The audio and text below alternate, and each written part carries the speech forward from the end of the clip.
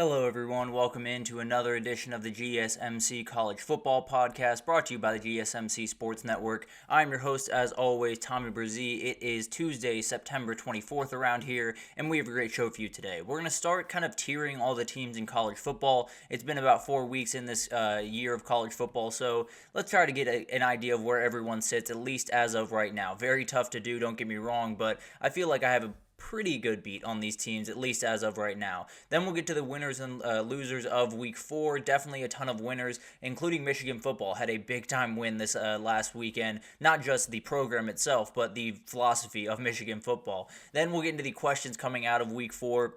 One of the biggest ones I have is, can we fix the Heisman this year? I'll talk about exactly what I mean in that segment. Then we'll get into a little bit of a week 4 whip around, talk about Ohio State, Ole Miss, all the teams that just didn't get a chance to talk about yesterday. And then we'll finish with my top 12 teams in the country. A little bit different of a list today. Definitely a lot of movement this past weekend, so definitely a lot to update you guys on. But let's go, before we jump in, I do want to remind you all we get tons of questions and comments throughout the show, and the best way for you all to get your question on the screen, we can have a fun back and forth here, is to use that super chat at the bottom of the chat on the Sports Network page. You can just click that little $sign, add any question, comment you'd like, and it'll pop up on the screen, and we can have a fun back and forth. Definitely want you guys to utilize that, want this to be as interactive as possible, so utilize that if you'd like. gsmcpodcast.net is also still working. We'll do the exact same thing if you do not have the super chat feature or just do not want to use it, but up to you guys at the end of the day.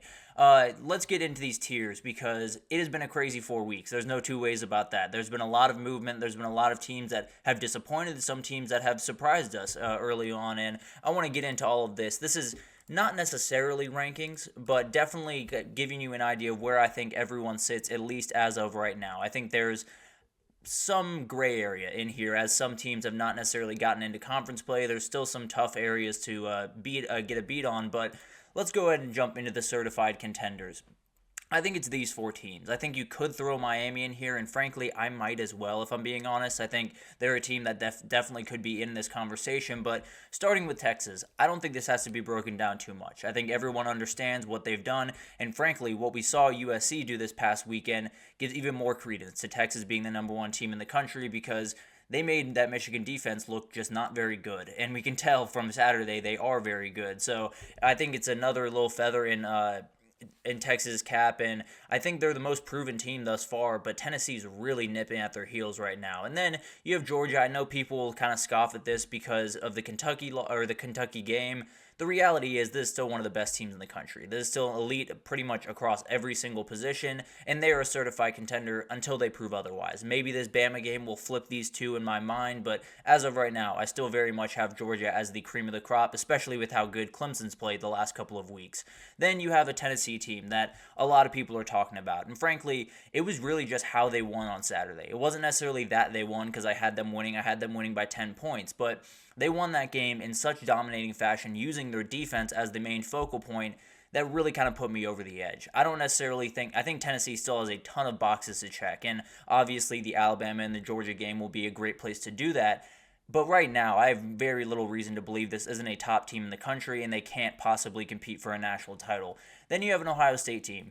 I hate the scheduling as much as you guys. Don't get me wrong. We do get Texas, Ohio State next year, so be on the lookout for that little Arch Manning against Julian Say action. But the reality is, you can only play the teams in front of you. I wish they would have scheduled better teams, don't get me wrong, but I do think this team is elite. They haven't shown very many holes, although it's not pretty easy to not show holes against these teams. They do go up to Michigan State this weekend. I don't necessarily think Michigan State's going to win that game or really push them too hard, but let's say they push them a little bit. Let's say Ohio State comes out a little bit flat, then you might have a conversation. Maybe I'll bump them down 1 tier here, but we'll likely keep up with this throughout the season, so definitely be on the lookout for that.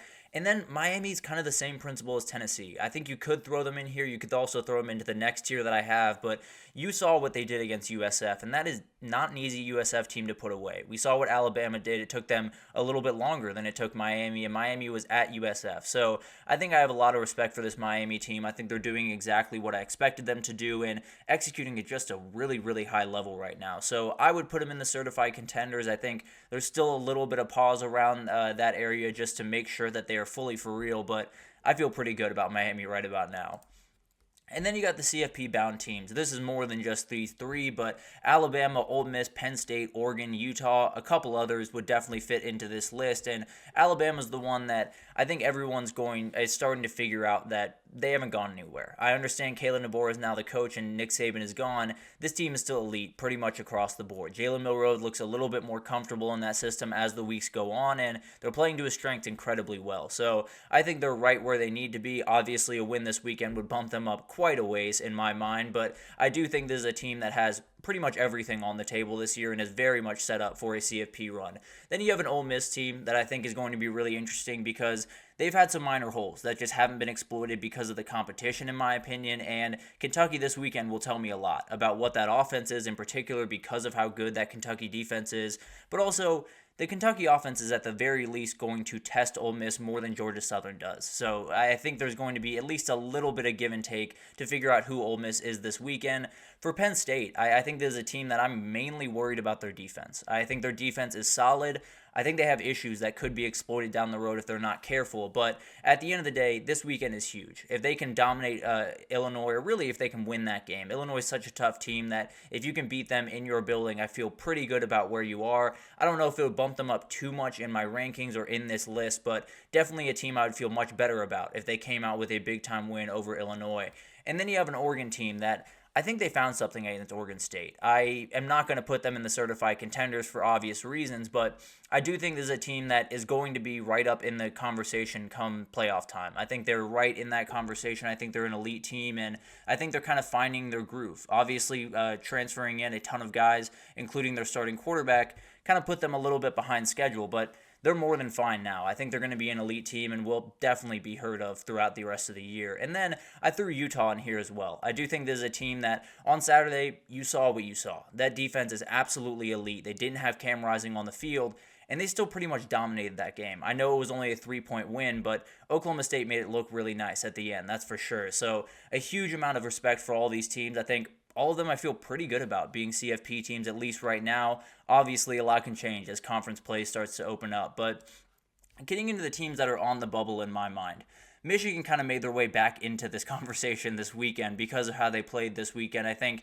it's still a team I'm very worried about, and the road is very slim to the playoff. I won't lie about that, but I do think this is a team that has a vision. They're going to execute it the rest of the year, and you just got to figure out if you can stop it. So really impressive stuff from Michigan this weekend. I think they kind of found at least a little bit of a groove as they move forward. And then a Missouri team. This team worries me. I'll be totally honest. They played 2 weeks in a row where they've been more talented, they've been faster, they've been stronger than the other team on the other side, and they've kind of just let them hang around. They're not nearly as explosive as they should be on offense right now. I think the defense has major issues with a lot of the guys that are walking out the door, and I know the schedule is manageable, so I still think they're very much in this conversation, but there's enough games out there that I think they could struggle with and possibly fall in that I think 10-2 might just do them in. That might be a little bit crazy because SEC 10-2 feels pretty good, right? But I do think there's a team that, with the schedule that they have, if they don't play elite football going forward, or if they don't play better football going forward, they might be off this bubble in a hurry and going in the wrong direction. And then you had a USC team. I think some people would knock them down a little bit after this weekend. I saw exactly what I wanted to see from USC. I'll be totally honest. I think they did exactly what I expected them to do, played really solid defense, probably better than I expected them to. Honestly, if they had 3 plays back, I think they probably win that game and move forward feeling really good about themselves. I don't think they should feel too bad about themselves right now. I think this is a very much improved team, and they're doing pretty much everything I expected them to do right now. Obviously, that Penn State game in a couple of weeks is absolutely huge, but as of right now, this is an elite team, and they're right where they should be, right on that bubble. And then Clemson. I'm going to throw out the UGA game. I'll be totally honest. I think Clemson is a team that is more like what we see in the last 2 weeks than what we saw in week 1.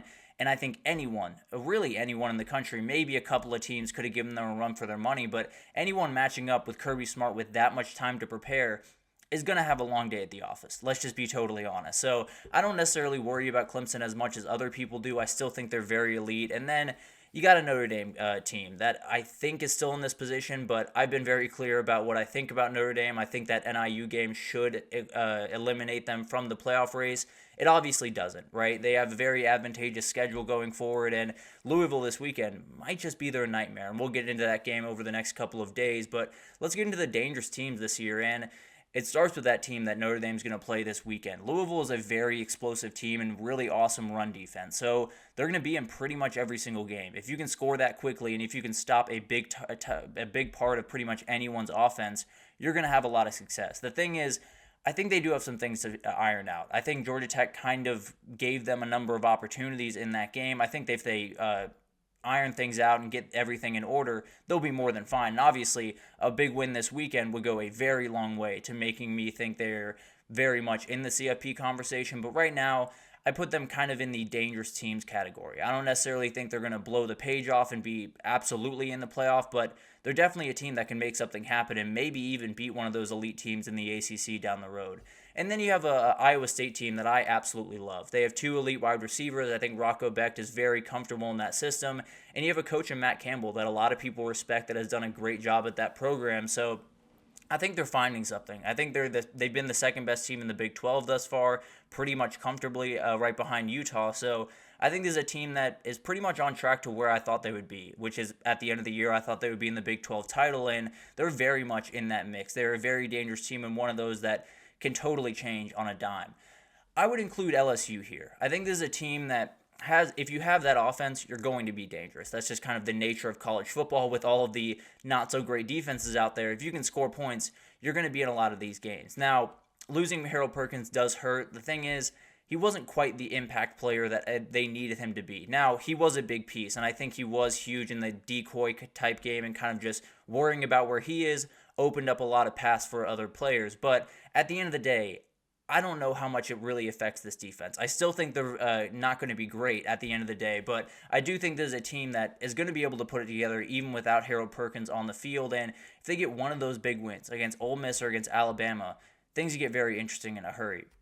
You have an Illinois team that is really, really interesting. They are very tough. They play very clean football. Luke Altmaier is as comfortable as really any quarterback in the country right now in his system, and they have a couple of big games throughout the year, no doubt about that. Michigan is a huge one because, frankly, I think Illinois can beat them. They obviously have one against Penn State this weekend that's going to be massive, but I think that Michigan game could be the rest of the year for Illinois because if they win that game, I think they're possibly a 10-win team. And if they're a 10-win team, they're right in the mix for the CFP. Obviously, a lot of that craziness will be figured out, but Illinois is a really interesting team, and I think they got some juice. I would also throw Oklahoma State in here, but I don't know. I'm really worried about that team. I think if they don't get the run game going, there's no chance they're even dangerous. They're just downright bad, I'll be totally honest. But finally, you got the risers. You got the teams that have not, we coming in necessarily didn't think they'd be at this point, didn't think they would even have a conversation to be had in the college football playoff. But starting with BYU, one of the bigger surprises of the year, just really good football being played. The defense is absolutely incredible.